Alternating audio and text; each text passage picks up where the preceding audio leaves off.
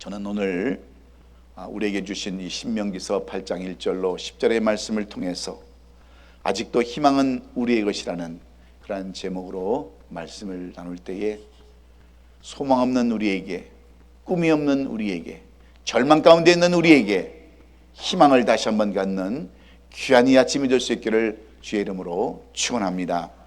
오늘은 6월의 네 번째 주일입니다. 한 해의 전반기를 한 주 남겨놓고 있는 날인데, 그렇다면 여러분들은 지나간 전반기를 어떻게 보내시고 어떻게 사셨습니까? 우리는 지금 어떤 시대를 여러분 살아가고 있습니까? 불안정한 경제 상황, 점점 악해져가는 그러한 공동체 의식, 개인의 외로움과 가족의 해체, 그리고 신앙 안에서조차 흔들리는 많은 사람들을 우리가 볼 수 있습니다. 수많은 교회들이 지금 문을 닫고 있고요. 또 어떤 작은 교회들은 여러 개의 교회가 모여서 한 교회로 이렇게 합치는, 멀지않은 그런 교회들이 수없이 일어나고 있는데, 이러한 교회는 단지 우리 이민교회만 있는 것이 아닙니다. 지금 미국 교회들도 많은 교회들이 문을 닫고 있어요. 그리고 작은 교회들이 이렇게 다 합하는 그러한 현실에 놓여 있습니다. 그러니 여러분, 교회 사정이 얼마나 악화되어 있는지 모르는 이런 상황에 처해 있는 현실 속에서 우리 입에서는 자연스레 이런 질문이 나올 수밖에 없습니다.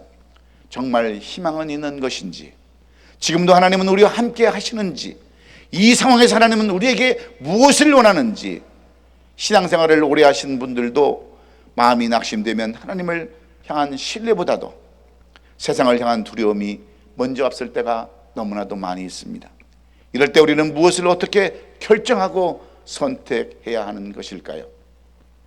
어느 병원에 기억력이 점점 상실되어가는 그러한 환자가 의사와 상담을 하던 중 의사가 이런 말을 합니다. 당신은 지금 시력과 기력이 두 가지가 문제가 있습니다. 그러나 다행히도 둘 중에 하나는 살릴 수가 있어요. 시력을 살리면 기억을 잃고, 기억을 살리면 시력을 잃어버릴 수가 있습니다. 그러니 이제 선택은 당신이 하십시오, 이렇게 말했습니다. 여러분 같으면 어떻게 했습니까? 여러분, 시력을 살리시겠습니까? 기억력을 살리시겠습니까? 뭘 물어보면 대답을 해야죠. 예? 뭘 살리겠어요? 예, 시력을 살려야죠. 여러분, 내가 지금까지 어떻게 살았는가, 그거 기억해야 무슨 소용이겠습니까? 이것은 과거는 다 잃어버리고 앞날을 택하겠다고 하는 그러한 결단인 거예요. 여러분, 이 환자도 그랬습니다. 나는 차라리 기억력은 잊어버리더라도 시력을 살리겠습니다라고 대답을 했다고 하는 거예요. 여러분, 왜 그렇습니까? 내가 어디에 있었는지 기억을 되찾기보다는 내가 어디로 가야 되는지를 알아야 하기 때문에 그렇습니다. 이 환자는 과거를 기억하기보다는 미래를 바라보는 것을 택했습니다. 과거는 우리에게 기억으로 남아있지만 돌아오지는 않기 때문에 그래요. 그래서 그 유명한 척소연들 목사님은 우리에게 돌아오지 않는 네 가지가 있다고 말했습니다. 하나는 내뱉은 발이요, 또 하나는 쏜 화살이요, 또 하나는 지나간 시간이며, 또 하나는 무시해버린 그러한 기회라는 것은 다시 돌아오지 않는다라고 이렇게 말씀했습니다. 그러므로 과거는 지나갔지만 우리가 기억할 것이 한 가지 있는데, 그것은 바로 하나님의 은혜인 줄로 믿습니다. 오늘 이 말씀은 광야에서 절망 가운데 있었던 이스라엘 백성들에게 하나님께서 주시는 말씀입니다.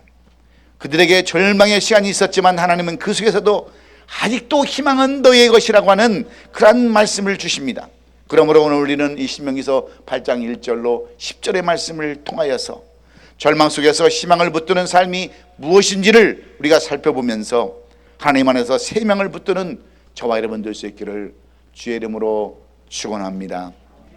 오늘 이 신명기서 본문의 배경은 광야입니다. 가나안 입성을 앞두고 광야에서 이스라엘 백성들에게 지난 40년의 여정을 하나님은 되돌아보게 하세요. 광야는 아무것도 없는 곳입니다. 먹을 것도 마실 것도 찰 것도 없는 그러한 곳이 광야인데, 하나님은 그곳에서 만나와 메추라기로 이스라엘 백성들을 먹이시고 반석에서 물을 내셔서 이스라엘 백성들의 갈증을 해결해 주셨습니다. 그들의 의복이 헤어지지 않도록 보호하셨습니다. 이제 하나님은 그들을 축복의 땅으로 인도하려 하시지만 그 전에 한 가지를 당부하시고 부탁하시는데, 과거를 잊지 말고 지금의 고난을 기억하며 미래를 향한 희망을 품으라고 이렇게 오늘 이 본문에서 말씀하고 있습니다. 왜 그렇습니까? 하나님께서는 이스라엘 백성들을 애굽에서 해방하여 광야로 나오게 하셨습니다. 그리고 40년 동안 이스라엘 백성들은 고난의 광야를 돌아 이제 가나안 땅 가까이 와 있습니다. 저 멀리 요단강 건너편에 종려나무 성읍 여리고성을 바라볼 때 그 지점에서 이제 모세가 설교를 시작하는 것입니다. 회고와 전망입니다. 돌아보고 바라보라는 거예요. 지나간 40년을 뒤돌아보고 앞으로 들어갈 가나안 땅을 바라보듯이 오늘 우리도 같은 시점에 지금 와 있습니다. 지나간 반년을 뒤돌아보고 앞으로 다가올 새로운 반년을 바라보는 이 뜻깊은 시점에서 우리가 기억해야 할 것이 무엇인가 하는 것입니다. 우리는 이스라엘 백성이 기억했던 이 세 가지를 기억해야 되는데, 아직도 희망이 우리의 것이 되게 하려면 어떤 삶을 살아야 하는지 오늘 모세는 이 신명기서를 통해서 우리에게 교훈해 주고자 하는데, 여러분 어떻게 해야 우리에게 희망이 다시 살아날 수 있을까요? 첫째는 다 이루지 못한 것은 잊어야 우리에게 희망이 있다고 하는 것을 성경은 말씀해 주고 있습니다. 오늘 본문 2절에 보시면 성경은 이렇게 기록하고 있습니다. 내 하나님 여호와께서 이 40년 동안 내게 광야의 길을 걷게 하신 것을 기억하라. 이는 너를 낮추시며 너를 시험하사 내 마음이 어떤지 그 명령을 지키는지 지키지 않는지 알려 하심이라고 이렇게 기록해 놨어요. 하나님은 이스라엘 백성들에게 광야에 있었던 일을 기억하라고 말씀하세요. 광야에 있었던 일은 그들의 실패와 불평과 원망을 계속 붙잡고 있으라는 그러한 말이 아닙니다. 오히려 그 광야에서 하나님께서 베푸셨던 그 은혜를 기억하라는 거예요. 지나간 슬픔, 과거 이런 것들은 기억하지 말고 도리어 은혜를 기억하라는 말씀입니다. 우리가 희망을 가지기 위해서는 먼저 과거의 상처와 실패를 내려놓는 결단이 필요한 거예요. 고통스러운 기억을 붙들고 있다 보면 하나님께서 예비하신 미래의 은혜를 볼 수가 없기 때문에 그렇습니다. 지나간 반년을 생각할 때 우리에게 분명한 것은 하나님이 우리를 여기까지 인도하셨다는 것인 줄로 믿습니다. 왜냐하면 이 반년도 나 혼자 절대로 여기까지 올 수 없기 때문에 그래요. 그래서 3절을 보시면 뭐라고 했습니까? 너를 낮추시면 너를 줄이게 하시면 너를 알지도 못하며 내 주당들도 알지 못한 만다를 내게 먹이시는 것은 사람이 떡으로만 사는 것이 아니요 여호와의 입에서 나오는 모든 말씀으로 사는 줄을 내게 알게 하려 하심이라고 그 이유를 우리에게 말씀해 주고 있는 것입니다. 그렇습니다.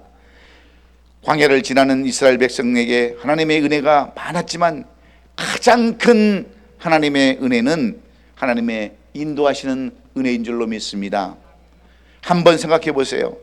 남자만 60명이었으니까 거기에 속해 있는 여자나 어린아이나 남녀노소를 다 포함하면 몇 명이나 되겠습니까? 200만에서 300만이라는 어마어마한 숫자를 지금 하나님께서는 광야로 그들을 인도하셨습니다. 그 많은 사람들이 여러분 무슨 수로 광야의 길을 걸을 수가 있었겠습니까? 그 많은 사람들이 하루에 한 끼씩만 먹어도 얼마나 많은 음식이 여러분 필요했겠습니까? 누가 그 많은 음식을 여러분 공급할 수 있겠어요? 아마 비행기로 공급한다 할지라도 수백 대의 여러분 비행기가 필요했을 거예요. 매일 여러분 그렇게 많은 양들의 음식이 필요했고 또 그 많은 사람들이 한 번도 가본 적이 없는 그러한 광야길을 여러분 누가 인도했겠습니까? 그나마 그 길은 이스라엘 백성들이 한 번도 가보지 못한 땅이라고 말씀하고 있는데 여러분 그 길을 누가 인도했겠냐는 거예요. 아마 여러분 그 길은 오직 이스라엘, 성경은 그것을 뭐라고 얘기했습니까? 하나님이 앞서 행하셨다라고 이렇게 써놨어요. 하나님은 홍해를 이스라엘 백성들보다 먼저 앞서 건너셨습니다. 하나님은 홍해를 이스라엘 백성보다 먼저 건너가셨던 것을 출애굽기 13장 21절은 이렇게 기록하고 있지 않습니까? 여호와께서 그들에게 앞서 지나가시며 낮에는 구름기둥으로 그들을 인도하시고 밤에는 불기둥으로 그들에게 비추다 낮이나 밤이나 진행하게 하셨다라고 이렇게 써놨어요. 하나님은 광야도 앞서 그러셨습니다. 출애굽기 23장 20절에 내가 사자를 내 앞서 보내어 길에서 너를 보하여 너를 내가 예비한 곳으로 이르게 하셨다라고, 항상 하나님은 우리의 앞서서 인도하셨다고 하는 것을 우리는 잊지 말아야 합니다. 그렇지 않습니까? 출애굽기 23장에 이렇게 써놓은 것처럼 여러분, 항상 우리는 지난 6개월도 하나님이 우리를 인도하셔서 여기까지 온 줄로 우리는 믿습니다. 하나님이 여러분을 먹이시고 입히시고 여기까지 인도하셨다는 것을 우리는 알아야 합니다. 그러나 하나님이 인도하셨다고 여러분의 뜻을 다 이뤘다고 하는 그런 말은 아니지만, 우리가 일반적으로 과거에 갖는 생각이 있습니다. 그것은 확대 해석이에요. 우리의 과거를 너무나도 우리는 지나치게 확대해서 해석을 합니다. 그리고 또 하나는 미화예요. 미화. 옛날 과거를 자꾸 꺼내서 미화시키는 것이 우리의 습성이에요. 어떤 사람은 과거를 너무나 지나치게 자랑을 합니다. 내가 왕년에 어느 대학을 나왔고 무엇을 했고 우리 아버지가 무엇을 했고 내가 무엇을 했고. 여러분, 과거를 그렇게 미화한들 무슨 소용이 있겠습니까? 우리는 지금 과거에 사는 사람들이 아니에요. 현 시대를 사는 사람인데 왜 과거를 그렇게 들춰내가지고. 그래서 저는 우리 권사님들이 치매에 오시면 매일 옛날 얘기만 하세요. 옛날에 우리 아버지가 누구였고 내가 어떻게 살았고, 매일 그 얘기를 수천 번씩 들어요. 수천 번씩. 우리는 이런 습성이 있습니다. 그런데 하나님께서는 뭐라고 우리를 말씀하시냐? 그런 과거가 아무런 소용이 없다고 하는 거예요. 지금 현실이 너무 중요하다는 거예요. 여러분, 옛날에 좋은 대학 나왔으면 무슨 소용이 있겠습니까? 지금 거지같이 사는데. 에? 옛날에 아무리 돈이 많았으면 뭐 합니까? 지금 거지처럼 사는데. 옛날에 아무리 명예가 있었으면 뭐 해요? 다 잊어버리고 헛얘기 또 하고 헛얘기 또 하고 다 그런 삶을 살아가는데 그게 뭐가 중요하냐는 거예요. 그래서 과거를 내려놓을 줄 알아야 소망이 생긴다고 하는 것을 오늘 성경은 우리에게 말씀해 주는 줄로 믿습니다. 그래서 빌립보서 3장 13절에 뭐라고 얘기합니까? 다 잊지 못한 형제들아, 아직 내가 잡은 줄로 여기지 아니하고 오직 한 일 뒤에 있는 것을 잊어버리고 앞에 있는 것을 잡으려고 표대를 향해서 예수 그리스도 안에서 하나님을 위해서 부르심을 향하여 달려간다라고, 이렇게 사도 바울은 과거는 다 잃어버리고 앞을 바라보고 나간다라고 이렇게 사도 바울이 우리에게 교훈해 주는 거예요. 여러분, 사도 바울은 얼마나 똑똑한 사람이었습니까? 얼마나 많은 것을 가졌던 사람입니까? 명예, 지위, 모든 것을 다 가졌던 사람이에요. 로마 시민권을 가졌고요. 가말리엘 문화생에서 많이 배웠던 가방끈이 큰 사람이에요. 그럼에도 그는 모든 것을 다 버리고 앞에 있는 것을 잡으려고 표대를 향하여 예수 그리스도를 위해서 부르심을 향하여 달려간다라고 이렇게 고백하지 않습니까? 그래서 사람이 받은 최고의 은혜는 망각의 은혜인 줄로 믿습니다. 과거를 잊고 살 수 있다고 하는 것은 우리에게 커다란 축복이에요. 그리고 기다림이 필요합니다. 그래서 잠언 13장 12절은 무엇라고 얘기합니까? 소망이 더디 이루어지면 그것이 마음을 상하게 하거니와 소원이 이루어지는 것은 곧 생명나무라 했습니다. 우리의 소망은 항상 우리의 희망대로 이루어지는 것이 아니에요. 하나님의 뜻대로 이루어지는 겁니다. 우리는 희망을 가질 뿐 그 희망은 하나님의 때에 하나님의 방법으로 이루어진다고 하는 사실을 오늘 우리는 잊지 말아야 합니다. 그것을 믿고 기다려야 되는 거예요. 어떻습니까? 지난 6개월 동안 여러분 얼마나 힘든 일이 있었나요? 얼마나 여러분 괴로우셨습니까? 가정이 파경이 이르고 물질적으로 정말 어려움이 오셨습니까? 얼마나 여러분 힘드셨어요? 몸이 아파서 병원에서 죽음을 생각하지는 않으셨습니까? 얼마나 여러분 두려우셨어요? 한참 동안 기도하던 제목 아직도 응답받지 못했다면 얼마나 우리가 답답하겠습니까? 사람들에게 배신당하고 이유 없이 괴로움을 당하셨다면 얼마나 억울하겠습니까? 그것이 하나님이 여러분을 인도하지 않았다는 뜻이 아니지만 그것이 여러분이 지금 광야에 있는 증거라는 것을 우리가 알아야 되는 거예요. 그렇습니다. 우리는 아직 광야에 있습니다. 그래서 우리가 뜻하는 대로 다 이루지는 못하지만 그렇다고 해서 여러분 마음 상하지 않기를 주의 이름으로 축원합니다. 하나님의 뜻이라면 언젠가는 반드시 이루어지기 때문에 그렇습니다. 한 노인이 있었습니다. 젊은 시절 그저는 사업에 실패하고 가족까지 다 잃어버렸어요. 그는 매일 과거를 휴상하며 스스로를 자책했고 아무런 소망 없이 살아갈 수밖에 없었습니다. 그러나 어느 날 한 교회의 전도지를 보고 예배에 참석하게 되었고, 그날따라 목사님의 말씀을 들었습니다. 목사님의 말씀은 이런 말씀이었어요.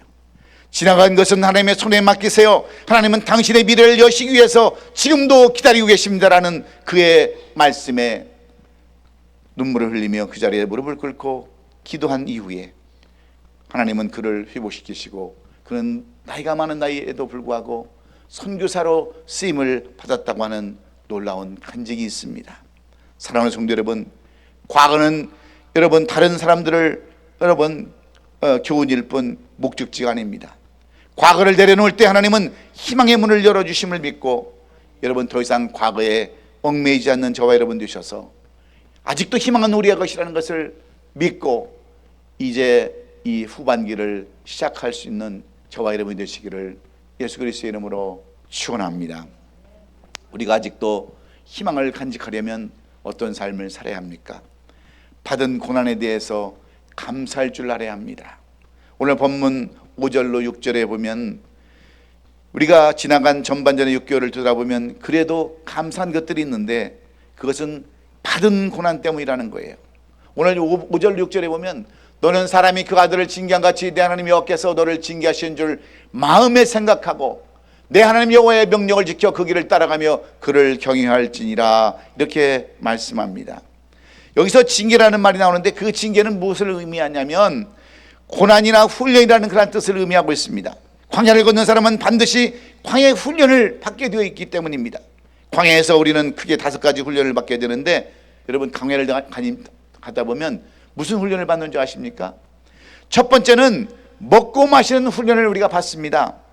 먹고 사는 것이 여러분 얼마나 큰 훈련인지, 애굽에서 배불리 먹던 채소와 고기는 먹지 못하고 오직 만나만 먹고 살았던 이스라엘 백성들은 광야에서 먹고 사는 문제로 정말 힘들어했습니다.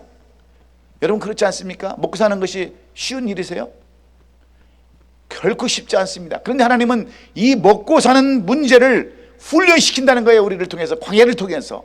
그래서 우리는 어려움을 당해도 힘들어도 감사해야 되는 줄로 믿어요. 두 번째는 단조로움의 일상생활입니다. 여러분 한번 생각해 보세요. 광야의 풍경은 하나도 바뀌지 않습니다. 여러분 사막이 바뀌어봐야 뭘 바뀌겠어요? 물의 바닥밖에 없는 그런 사막이 무슨 그 변화가 있겠습니까? 매일매일 걸어도 그 모습이 그 모습인 거예요.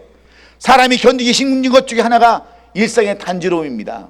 매일 똑같은 생활, 다람쥐 쳇바퀴 돌듯이 도는 이 세상, 이것을 정말 사람들은 힘들어하는데, 오늘이 어제 같고 어제가 오늘 같은 삶이 얼마나 여러분 견디기 힘든지 아십니까? 지난 한 해를 그렇게 우리는 걸어왔습니다. 그렇게 걸어왔어요 우리가. 그리고 세 번째가 인간관계의 갈등입니다. 여러분 한번 생각해 보세요. 40년 동안을 똑같은 길을 걸었으니 얼마나 부딪히면서 얼마나 갈등하며 살았겠습니까? 상처는 어떤 사람한테 받는 줄 아십니까? 먼 데 있는 사람한테 받는 게 아니에요. 가장 가까운 사람한테 있는데, 그 40년 동안 함께 부딪히고 같이 걸으면 이렇게 갈등을 겪을 때 마치 고슴도치가 서로 가시에 찔리듯이 그런 삶을 살아가는 거예요. 네 번째는 광야 훈련은 대적들로부터 오는 훈련입니다. 이스라엘 백성은 가는 곳마다 공격을 받습니다. 르비딤에서는 아말렉의 공격을 받고요, 요르단에서는 에돔 족속의 공격을 받습니다. 모압에서는 발람의 저주를 받습니다. 그런 대적들로 인해서 수없이 길이 막히는 그러한 훈련들을 우리가 보는데, 민수기서 21장 4절에 보시면 이렇게 써놨어요. 백성이 호르산에서 출발하여 홍해길을 따라 에돔 땅을 우회하러 갔다가 백성의 마음이 상하니라. 이렇게 훈련을 받다 보면 우리의 마음이 상하게 되어 있어요. 훈련이 여러분 쉽습니까? 군대를 가도요, 훈련 받을 때가 제일 힘든 거예요. 조교들이 막 그냥 때리고 훈련시키고 그럴 때 얼마나 마음이 상합니까? 거기에는요, 저도 군대를 갔다 왔지만 그 검사가 있었어요. 검사 머리 팍팍 깎고 군대에 착출해서 그냥 이리 굴러 저리 굴러 막 원산폭격시도시키고 이럴 때 그 검사 그 동료가 그런 얘기했어요. 내가 어쩌다가 이렇게 군대까지 와가지고 다른 놈들은 다 군대 빠져나가지고 그러는데 내가 어쩌다가 이 군대 와가지고 이렇게 고생을 하는가, 마음 상하는 얘기를 내가 수없이 들어봤었어요. 여러분, 훈련이 쉽습니까? 훈련은 어려운 거예요. 마음이 상하는 거예요. 그런데 하나님께서는 이렇게 대적들로부터 오는 훈련을 우리에게 시킨다라고 말씀하고 있습니다. 그래서 여러분, 사람끼리 부딪히고 대적자들의 길을 막으며 영혼은 지치고 소망은 사라지게 되었습니다. 그때 생기는 것이 여러분 뭔지 아세요? 낙심이 생기는 거예요. 낙심이. 그래서 잠언 13장 12절은 소망은 더디 이루어지면 그 마음이 상을 하겠니와 소원이 이루어지는 것은 곧 생명나무니라, 이렇게 말씀하신 것입니다. 우리의 가장 귀한 큰 위기는 희망이 사라지는 위기에 있습니다. 그때 우리가 생각할 것은 누가 우리에게 이런 훈련을 시켜주시는가 하는 그런 거예요. 그래서 2장 3절의 말씀을 보면 내 하나님 여호와께서 이 40년 동안 내게 광야 길을 걷게 하신 것을 기억하라고 이렇게 말씀하시는 겁니다. 이것은 너를 낮추시며 너를 시험하사 내 마음이 어떤지 그 생명력을 지키는지 안 지키는지 알게 하심이라. 너를 낮추시며 너를 줄이게 하시려고 한다고는 여기에 목적이 있는 거예요. 그래서 여기에서 가장 중요한 단어가 뭔지 아십니까? 내 하나님 여호와입니다. 무슨 훈련이냐 그런 것은 중요하지 않다는 거예요. 왜라고도 여러분 그래서 묻지 마세요. 해답이 없습니다. 누구라고 물어야 되는 거예요. 누가 이 고난과 훈련을 주셨는가? 내 하나님 여호와께서 이런 훈련을 우리 지난 6개월 동안에도 주셨다고 하는 것을 감사하면서 우리가 이 7월을 바라볼 때 그것이 바로 소망을 갖는 사람들의 특징이라는 것을 우리가 알아야 합니다. 여러분, 우리에게 정말 실망을 마귀가 주었다고 한다면 여러분, 우리는 마귀를 대적해야 합니다. 사람이 주었다면 그것을 이겨내야 돼요. 그러나 하나님이 주셨다면 우리는 당연히 감사해야 되는 줄로 믿습니다. 그러므로 지나간 한 해 동안 그 받은 고난의 종류를 여러분은 기억하지 마십시오. 분명 위에서 말한 5가지 중에 하나가인데 무엇이 중간에 중요하지 않아요. 내 하나님 여호와가 중요한 줄로 믿습니다. 우리가 고난받을 때 고난을 주시는 분을 바라보지 않냐고 고난 자체를 바라보면 우리는 백발백중 실패할 수밖에 없어요. 그래서 고난이 올 때 우리가 바라보아야 하는 방향이 2가지가 있음을 우리는 알아야 합니다. 하나는 하나님입니다. 예레미야가 그렇게 예레미야서 3장 21절로 24절에서 이렇게 고백을 하죠. 이것을 내 마음에 담아두었더니 그것이 오히려 나의 소망이 되었사오면 여호와의 인재 궁일함이 무궁하심으로 내가 진멸되지 아니함이니이다. 이것들이 아침마다 새로우니 주의 성실함이 크소이다. 내 심령이 이르기를 여호와는 나의 기업이시니 그러므로 내가 그를 바라리라 하도다. 이렇게 고백합니다. 고난 자체를 바라보면 여러분 얼마나 힘이 들겠습니까? 그러나 하나님을 바라보면 우리는 힘을 얻습니다. 모든 능력의 비결이 여호와의 자비와 긍휼에 있기 때문입니다. 바로 그것 때문에 우리가 다시 일어나는 것이 아니겠습니까? 그 은혜가 아침마다 새롭습니다. 고난이 올 때 바라볼 또 하나의 방향은 앞이에요. 앞. 이것을 히브리서가 아주 탁월하게 말씀하고 있는데 히브리서 6장 18절에서 이렇게 얘기하고 있어요. 하나님의 약속은 기업으로 받는 자에게 그들이 변하지 않으면 충분히 나타나시고 그를 맹세로 보증하시니 이는 하나님이 거짓말하실 수 없는 이 2가지로 못할 사실로 말미암아 앞에 있는 소망을 얻으려고 피난처를 찾은 우리에게 큰 안위를 받게 하심이라. 여러분, 우리가 희망을 잃어버릴 때, 절망하고 낙심할 때 바라볼 것은 앞이에요. 뒤가 아닙니다. 앞을 바라봐야 되는 거예요. 그러므로 우리는 고난은 끝이 아니라 하나님이 우리를 단단하게 세우시는 시간임을 믿고 도리어 감사함으로 아직도 희망은 우리의 것이라는 큰 기대를 이 한 주간 가지고 살아가시는 저와 여러분 되시기를 주의 이름으로 축원합니다. 영국의 어떤 남자가 사업을 하고 망하고 인생이 힘들어서 자살을 결심하면서 그 런던의 그 강으로 나갈 때 발걸음을 옮겼습니다. 그런데 호수로 가는 도중에, 그 바닷가로 가는 도중에 어느 미술가게 앞을 지나가게 되었어요. 그런데 그 그림 앞에는 그림 한 장이 이렇게 걸려 있는데 그 그림은 한 여인이 이게 눈 가리개로 눈을 가리고 꼭대기에 앉아서 하프를 치려고 하는데 그 하프의 줄이 한 줄밖에 없는 그런 그림인 거예요. 한 줄밖에 없는 그 그림을 가지고 눈을 가린 채 그 그림을 그리면서 그 밑에다가 뭐라고 썼냐면 희망이라는 그러한 단어를 그 밑에 제목으로 써놨어요. 이것을 본 젊은 사업가는 그래, 한 줄만 남아도 저렇게 하프를 치기로 원하는, 수금을 치기로 원하는 저 연인을 보면서 나에게도 한 줄의 희망이 있구나. 그것은 그의 아들이었습니다. 나에게도 그의 아들이 있지.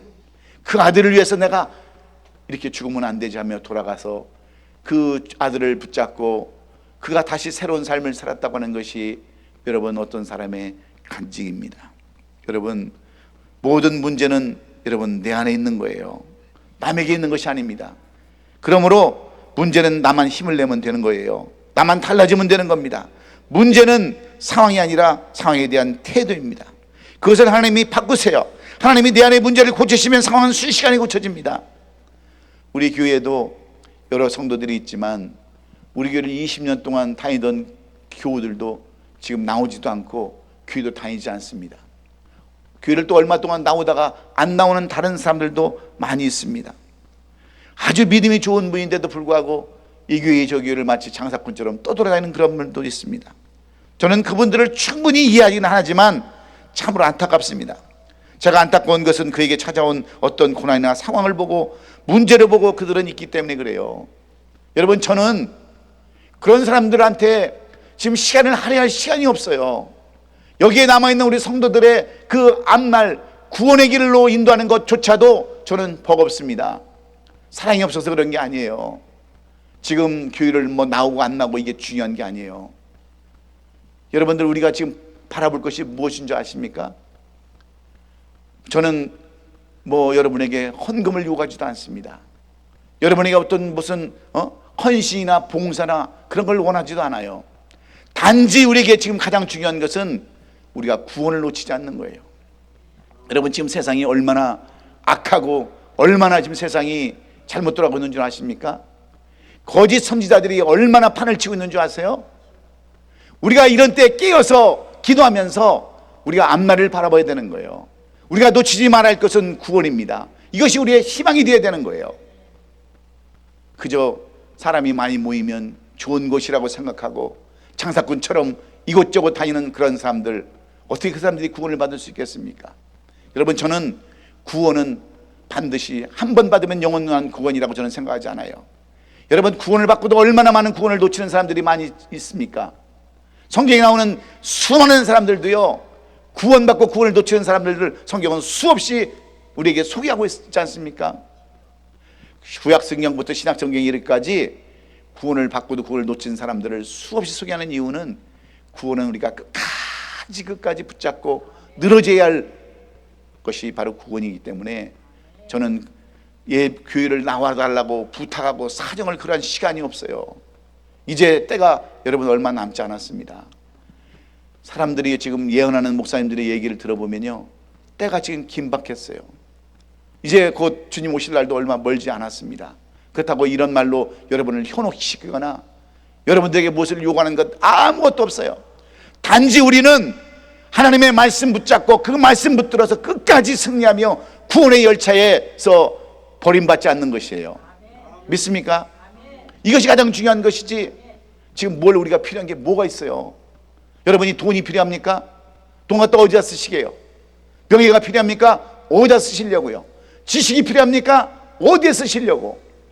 가장 중요한 것은 이 땅에서 만족하지 않냐고 저 땅에서 영원한 안식을 누리며 하나님과 동행하며 구원의 반열에 서는 거예요. 저는 이것 때문에 오늘 이 자리를 지키고 있는 거예요. 저도 힘들 때가 얼마나 많은 줄 아십니까? 얼마나 절망 가운데 낙심 가운데 또 살아갈 때가 있는 줄 아세요? 그러나 희망을 잃어버리지 않고 아직도 희망은 나의 것이라고 우리의 것이라고 믿는 이유는 우리가 구원의 그러한 기회가 있기 때문인 줄로 믿습니다. 이걸 놓치지 말아야 돼요. 그리고 우리는 지나간 전반기 우리가 받은 고난 때문에 그래서 감사할 수 있기를 저는 주의 이름으로 축원합니다. 우리가 지금까지 뭐 어려움이 많이 있잖아요. 어려움 없는 사람이 누가 있습니까? 여기에. 그렇다면 우리가 어려움 하나도 없으면 하나님 믿을 필요가 뭐가 있겠어요? 다 어려움이 있지만 이 어려움, 이 고난을 감사할 때 우리에게는 아직도 희망이 있음을 여러분 믿으시고 꿈과 소망 가지시는 저와 여러분 될 수 있기를 주의 이름으로 축원합니다. 마지막으로 희망은 아직 끝나지 않았다고 하는 그 비전을 우리가 깨달을 때 아직도 희망은 우리의 것인 줄로 믿습니다. 지나간 한 해의 절반을 되돌아보면서 마지막으로 기억하는 것이 있습니다. 본문 7절로 10절의 말씀이에요. 내 하나님 여호와께서 너를 아름다운 땅에 이르게 하시나니 그것은 골짜기든지 산지든지 시내와 분천과 샘이 흐르고 밀과 보리의 소산지요 포도와 무화과와 석류와 감람나무와 꿀의 소산지라. 내가 먹을 것에 모자람이 없고 내게 아무 부족함이 없는 땅이며 그 땅의 돌은 철이요 산에서는 동을 갤 것이라. 내가 먹어서 배부르고 내 하나님 여호와께 옥토를 내게 주셨으므로 말미암아 그를 찬송하리라. 여러분, 이 말씀도 여기서 가장 중요한 말씀이 여러분 16절 말씀입니다. 16절 말씀. 내 조상들도 알지 못하던 만나를 광야에서 내게 먹이셨나니 이는 다 너를 낮추시며 너를 시험하사 마침내 내게 복을 주려 하심이라. 이 마침내가 가장 중요한 줄로 믿습니다. 왜 마침내가 중요합니까? 이스라엘 백성들이 광야에서 당한 모든 고난은 마지막으로 축복으로 마쳤기 때문에 그래요. 어떤 고난도 그 고난 자체를 위해 있지 않다는 것입니다. 마침내 이것이 하나님에게 우리에게 주시는 희망이에요. 희망. 우리에게도 오늘이 있기 때문에 내일이 있는 것이 아니라 희망이기 때문에 우리가 살아가는 것입니다. 그러므로 오늘 모든 것을 하나님의 시각으로 보세요. 하나님의 관심은 온통 우리의 미래에 있습니다. 한번 보세요. 내 하나님 여호와께서 너를 아름다운 땅에 이르게 하시나니, 여기서 아름답다고 말하지 않습니까? 희망은 우리를 살리고 죽이는 힘입니다. 사람은 끝까지 버티게 하는 힘도 희망이에요. 그래서 히브리어로 희망을 뭐라고 부르냐면 티크바라고 부르는데, 이 티크바라는 것은 노끈으로 꼬는 것을 얘기하는 거예요. 여러분, 노끈을 꼬다는 동사에서 나온 이야기지만 우리말하고 비슷합니다. 끈을 많이 꼬아야 여러분 단단하기 때문인데, 여러 개의 실을 꼬아서 결합된 것이 노끈이기 때문에 희망의 노끈을 붙잡아야 한다는 거예요. 여러분, 우리가 힘들고 어렵지만 이 희망의 끈을 놓치지 않으면 그 희망은 반드시 우리의 것이 된다라고 이렇게 말씀하고 있습니다. 여러분, 질병 때문에 힘드세요? 내게 어떤 문제, 이상이 와서 힘드십니까? 희망의 끈을 절대로 놓치지 마세요. 하나님은 그 희망의 끈을 붙잡는 사람들에게 그 희망 가운데서 소망으로, 비전으로 우리를 바꿔주시기 때문인 줄로 믿습니다. 그래서 로마서 4장 18절에서 아브라함이 바랄 수 없는 중에 바라고 믿었으니 이는 내 후손같이 이르리라 하신 말대로 많은 민족의 조상이 되게 하려 하심이라 그랬습니다. 여러분, 우리가 잘 알다시피 우리 아브라함은 어떤 사람이었습니까? 아브라함은요, 정말 하나님께서 알 수 없는 땅으로 그를 인도했을 때 그는 믿음 하나로 갔어요. 소망 가운데 갔습니다. 그 나이 몇 세에 애를 낳습니까? 아브라함이 100세에 애를 낳지 않습니까? 75세에 하나님께서 약속의 말씀을 주셨는데 25년을 참아서 100세의 이삭을 가졌습니다. 그리고 그 이후에 또 하나님께서 약속하신 땅으로 이 아브라함이 가지 않습니까? 여러분, 그냥 희망은 그냥 생기는 게 아니에요. 우리에게도 인내가 있어야 되는 줄로 믿습니다. 사랑하는 성도 여러분, 성경에는 이 아브라함 말고도요, 얼마나 많은 사람들을 우리에게 소개하고 있습니까? 여기에 보면 우리는 많은 사람들, 이삭도 그랬고 다윗도 그랬고, 전부 다 힘들고 어려운 가운데도 인내하면서 그 비전을 품고 희망을 품고 살아갔을 때 하나님께서는 그들에게 엄청난 축복을 마침내 주셨다고 하는 것을 오늘 우리는 잊지 말아야 합니다. 모세도 마찬가지 않습니까? 모세도 힘들고 어려운 상황 속에서도 희망을 가지고 희망을 바라보고 끝까지 하나님만 바라봤을 때 그들을 40년 동안 이스라엘 백성들을 광야에서 인도하시고 그는 시내산 느모산에서 마지막 생을 마감할 수 있었습니다. 그렇습니다. 우리가 잘 아는 하박국 3장 17절로 19절에서 하박국 선지자는 이렇게 고백합니다. 비록 무화과나무가 무성치 못하며 포도나무에 열매가 없으며 감람나무에 소출이 없으며 밭에 먹을 것이 없으며 우리의 양이 없으며 유황가루에 소가 없을지라도 나는 여호와로 말미암아 즐거워하니 나의 구원의 하나님으로 말미암아 기뻐하리로다. 주 여호와는 나의 힘이시라. 나의 발을 사슴과 같게 하사 나를 높은 곳으로 다니게 하시리로다. 이 노래를 지어낸 사람을 위하여 내 수금에 맞춘 것이니라 하면서, 여러분, 힘들어도 어려운 가운데서도 우리 주님을 바라보고 희망 가운데 사는 사람들을 우리에게 보여주고 있는 이유가 무엇입니까? 여러분, 아직도 우리에게는 희망이 있습니다. 절망하지 마세요. 낙심하지 마세요.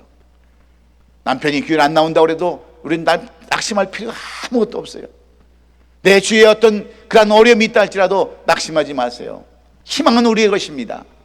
우리가 주님만 의지하고 예수님만 바라보고 예수님만 우리가 절대적으로 의지한다면 희망은 우리의 것입니다. 예수님은 그런 우리를 위해서 중보기도 하고 계세요. 주님이 바로 그런 분이십니다. 그러므로 이 한 주간 아무리 힘들고 어렵다 할지라도 힘들었다 할지라도 절망하지 말고 포기하지 말고 낙심하지 말고 우리를 위하여 오늘도 중보기도 하시고 우리를 위해서 간구하시는 우리 주 예수 그리스도를 바라보면서 이 6월의 마지막 네 번째 주간을 보내는 우리 아름다운 교회 성도들이 될 수 있기를 예수님의 이름으로 축원합니다. 기도하겠습니다.